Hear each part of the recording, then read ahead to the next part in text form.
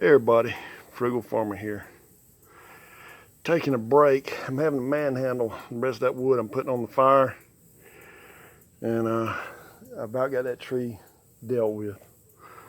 Man, I just can't tell you, this thing, it depressed me. I'd walk out my house and be looking at that tree.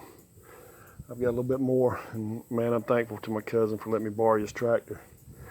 That thing, it was a help. Some of them, it might not roll all the way, but I nudged him and I got him in that fire and got him burnt with the redneck fire accelerator.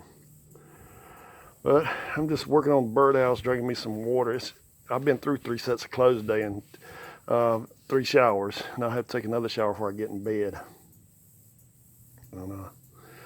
But I've got like 2 coats of polyurethane on this part. I'll probably put about 5 or 6 coats on it, but there's a hole right there.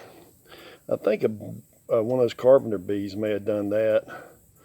But what I'm going to do, where this top was coming apart, I put silicone on one side to stop that up, and then I put Gorilla Glue on the other to give me a base. And what I'm going to do is put wood putty in there, which on this top I'm going to have a piece of flashing running the whole length on that, and I'm going to go further on the edge with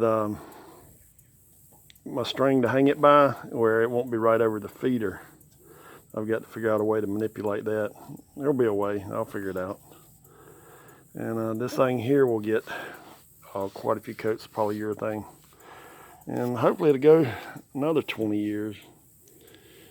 And I could have bought one cheaper and less time, but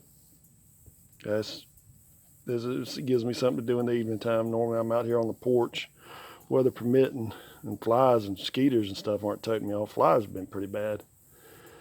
And I've got another project on the known house. I forgot about it, but I'll give you a surprise video on that, and let you see what's happening there. Thanks for stopping by to spend a little bit of time with me. I appreciate it.